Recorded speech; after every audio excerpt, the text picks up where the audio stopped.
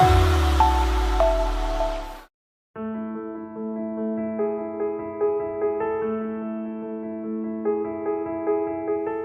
chers amis, cette année, la fête de Hanouka tombe un dimanche soir, au lendemain du Shabbat où nous avons lu la paracha où nous lirons la paracha de Vayeshev.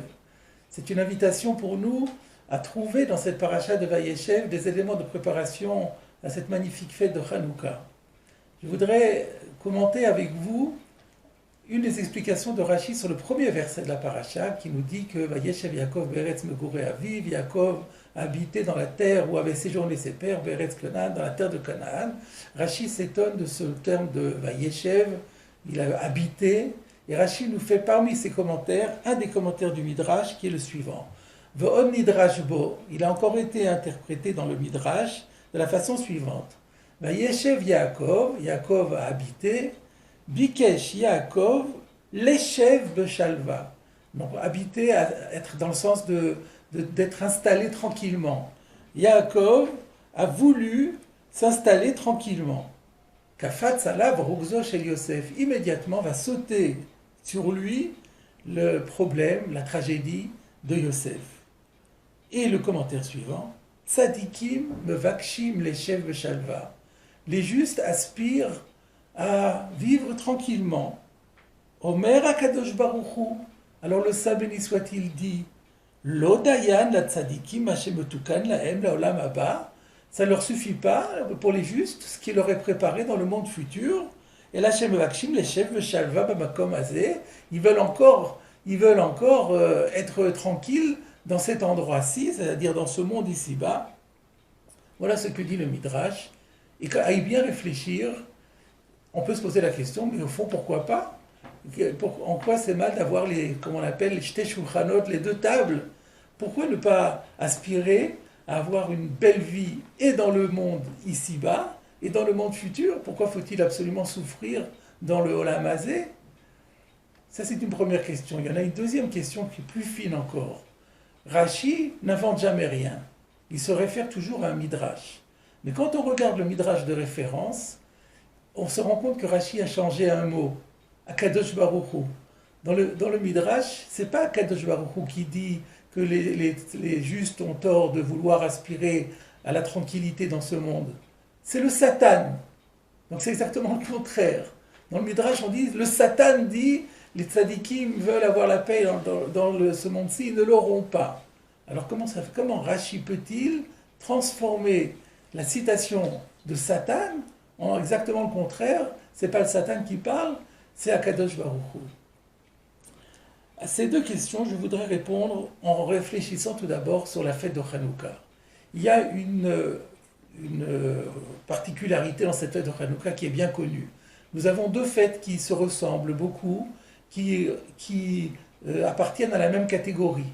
C'est la fête de Purim et la fête de Hanouka.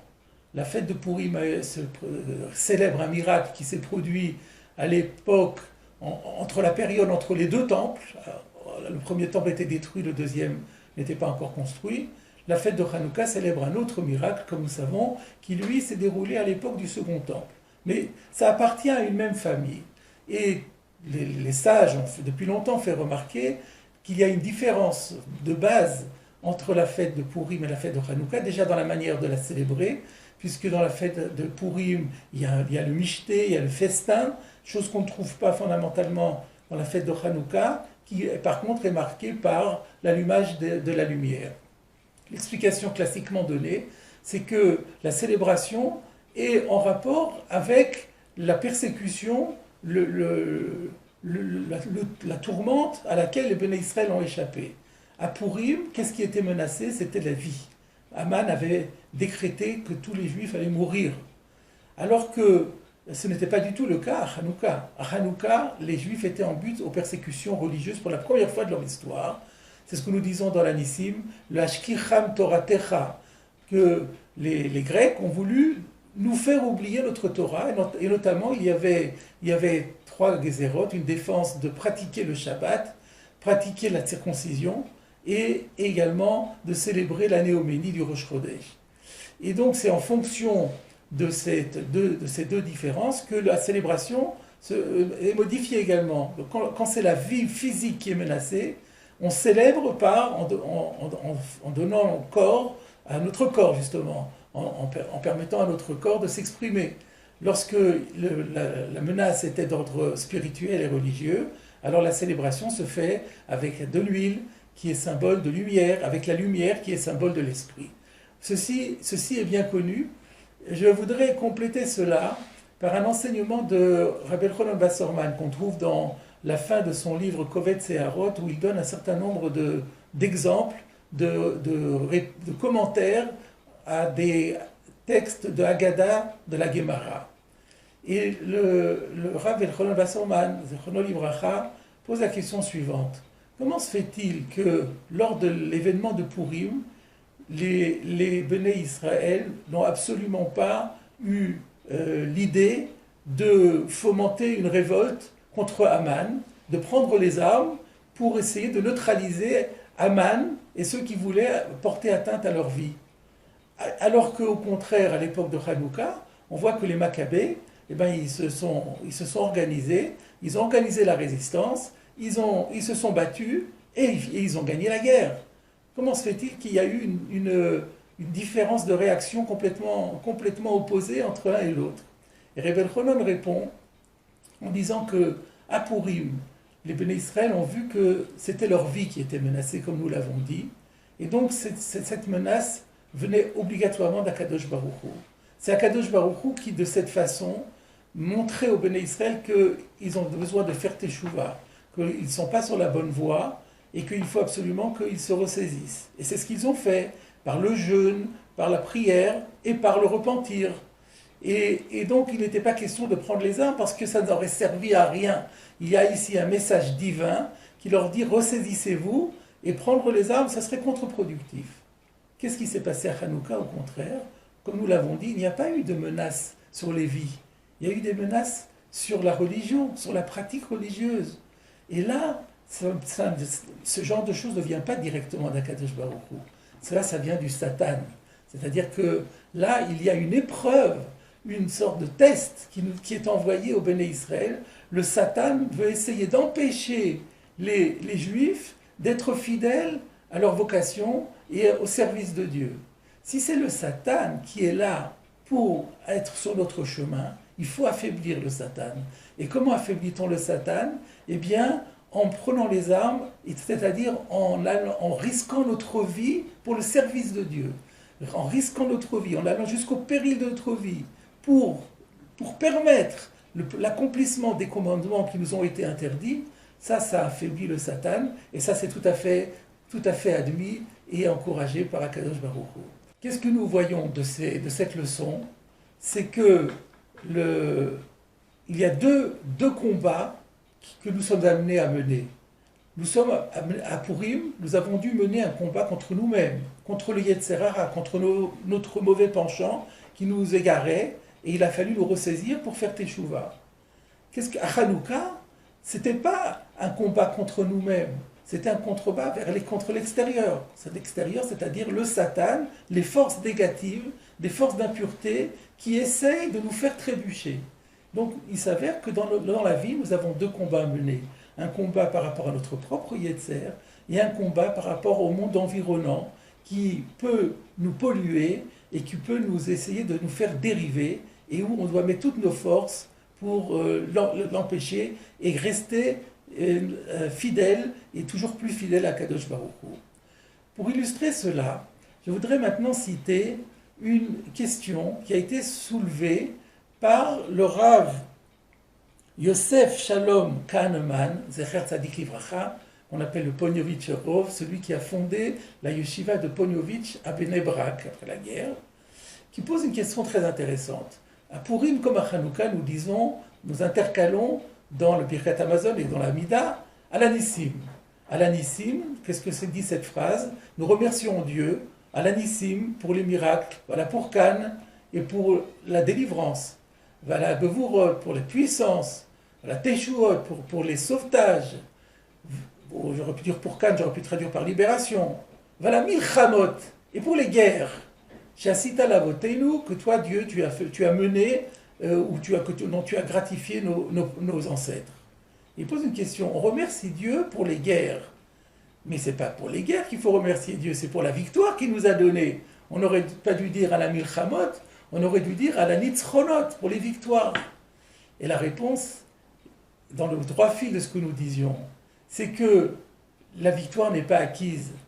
Puisque les combats dont il est question, ce sont des combats qui peuvent être ou physiques ou spirituels, mais qui sont toujours à l'arrière-plan un combat spirituel. Soit un combat contre notre Yetzer Hara, soit un combat contre les forces environnantes qui essayent de nous détacher de notre fidélité à Dieu.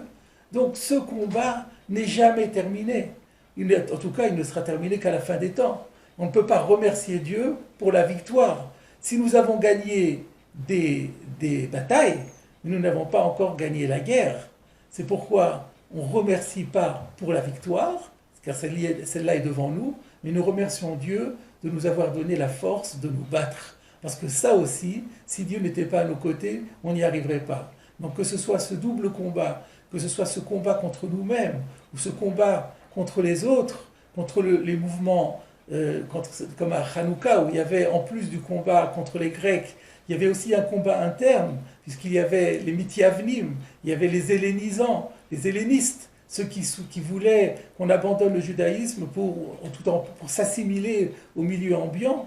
Donc là, il y a ce double ou ce triple combat qui n'est toujours pas mené, mais nous remercions déjà Dieu pour le fait de nous donner la force de nous battre et de résister et de mener et de remporter des batailles à défaut de remporter la guerre. Et maintenant, mes chers amis, nous avons la réponse à la question sur notre Rashi. Effectivement, le tzaddik voudrait être tranquille dans ce monde-ci, mais ça n'est pas possible parce que le combat est permanent. Alors le tzaddik a peut-être à un moment donné plus besoin de combattre contre ses yetzer, encore que plus quelqu'un est grand, nous dit la tradition, et plus le yetzer de ces personnes est grand également. Donc c'est un combat permanent.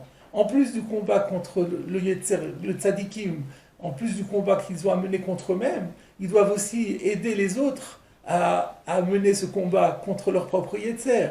Et de manière plus générale, à lutter contre les forces qui sont là autour de nous pour nous détacher de notre judaïté.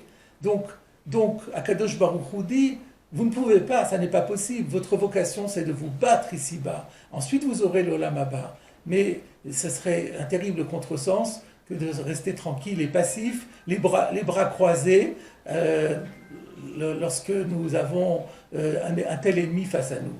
Et donc, c'est la réponse à la première question. Maintenant, pourquoi le Midrash dit Satan et Rashi dit Akadosh Baruch Hu? Parce que, en fait, ça revient au même. C'est Akadosh Baruch Hu qui nous demande de nous battre, mais c'est le même Akadosh Baruch Hu qui envoie le Satan. C'est ce Satan-là qui a pour vocation de tenter de nous détacher et pour nous obliger, nous inciter en fait à se battre contre lui. Le Satan, nous dit la tradition, en vérité sa vocation c'est d'être vaincu. Mais c'est lui quand même qui est la cible de notre combat. Donc les deux versions sont justes. C'est vrai que le Midrash veut nous dire, c'est le Satan qui dit ça et c'est le Satan qu'il faut attaquer. Mais Rashi a voulu positiver les choses en disant, mais attention, quand c'est le Satan qui dit, ça ne veut pas dire que c'est malsain, que c'est pas juste. Akadosh Baruch Hu est derrière. Et les deux explications se complètent. Alors pour terminer, j'aurais voulu trouver encore dans Vayeshev une dernière explication complémentaire. Quelle est notre arme? Quelle est l'arme la plus forte que nous pouvons utiliser dans ce combat permanent dont il a été question? Eh bien, dans cette paracha, nous le voyons. Nous voyons qu'à propos de Yosef, on dit que Putifar a vu que Dieu était avec lui. Le Midrash dit, comment il a vu ça? Il s'est rendu compte que Yosef marmonnait avant de rentrer dans la pièce, marmonnait avant d'en sortir. Et ensuite, quand il disait à Yosef, donne-moi de l'eau chaude, il sortait la théière et l'eau était chaude. Il dit, donne-moi de l'eau bouillante, la même théière tout d'un coup fournit de l'eau bouillante. Alors Putifar s'est dit, il y a quelque chose qui ne va pas, et donc il a compris que Dieu était derrière. Qu'est-ce qui marmonnait? Voilà la question qui se pose. Le Midrash ne précise pas. Les commentaires disent, eh bien, il disait, il réétudiait la Torah qu'il avait étudiée avec son père. Et ça, nous le voyons un peu plus tard, lorsque la femme de Poutifar va vouloir solliciter Yosef Hatzadik, et on dit que Yosef Hatzadik a résisté à ces sollicitations parce que lui est apparu le visage de son père, Yaakov. Eh bien, nos maîtres expliquent qu'est-ce qui lui a permis de retrouver tout d'un coup le visage de son père qui lui est apparu. Ben parce qu'il est passé sa vie à étudier, alors qu'il était tout seul en Égypte, à réviser tous les enseignements de Torah qu'il avait étudiés en compagnie de son père. Et là, nous voyons que l'étude de la Torah est l'arme favorite, je dirais notre arme secrète dans ce combat que nous menons en permanence. Voilà, mes chers amis, la leçon que nous adresse cette paracha de Vayeshev en introduction à la fête de Hanouka. Nous avons tous un combat permanent à mener contre notre Yetzer Hara, contre les forces environnantes, contre les forces assimilationnistes qui sont toxiques et qui essaient de nous affaiblir dans notre fidélité à Kadosh Baruch Hu. Nous devons rester fermes et nous battre sans arrêt, même parfois lorsque c'est au péril de notre vie. Mais sachons que nous avons une arme favorite qui est une arme secrète, c'est l'étude de la Torah. Shabbat Shalom et Chag Sameach.